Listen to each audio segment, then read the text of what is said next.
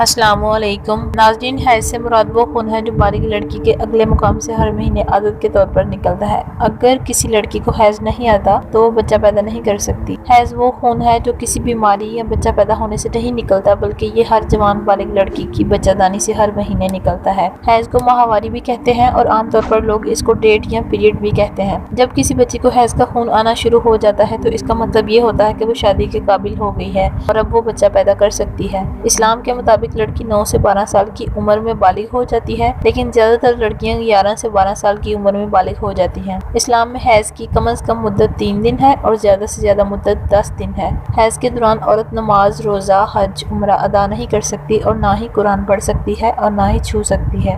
اگر خون 3 دن سے کم آئے یا 10 دن سے زیادہ ہو تو اس کو بیماری سمجھا جائے گا اور اس بیماری کو استحاضہ کہتے ہیں۔ اگر خون 10 دن سے زیادہ آتا ہے جو اوپر کے دن ہیں، ان میں نماز عبادت معاف نہیں ہوگی۔ عام طور پر جب لڑکی بالغ ہوتی ہے تو اسے بہت درد ہوتا ہے اور زیادہ تر لڑکیوں کو حیض کے پہلے دنوں میں شدید درد ہوتا ہے۔ کچھ لڑکیوں کو 21 سے 35 دن تک بھی لگاتار خون آتا ہے اور 45 سے 55 سال کی عمر میں حیض آنا بند ہو جاتا ہے، اور جب حیض آنا بند ہو جاتا ہے تو عورت بچہ پیدا نہیں کر سکتی۔ ناظرین، حیض کی ابتدا کے بارے میں صحیح قول یہ ہے کہ حیض ابتدا حضرت حوا علیہ السلام سے ہوئی تھی، جب حضرت حوا نے جنت میں وہ پھل کھایا جس سے اللہ پاک نے منع کیا ہوا تھا، تو اسی وقت سے یہ بیماری عورتوں میں لگ گئی۔ کچھ علماء یہ بھی کہتے ہیں کہ حیض کی ابتدا بنی اسرائیل سے ہوئی ہے۔ ناظرین، اگر میری ویڈیو سے آپ کے علم میں اضافہ ہوا ہو تو میری حوصلہ افزائی کے لیے لائک شیئر ضرور کریں اور لال بٹن سے میرا چینل سبسکرائب لازمی کریں۔ اگر آپ کے ذہن میں کوئی سوال ہو تو کمنٹ کریں تاکہ اس پر ویڈیو بنائی جا سکے۔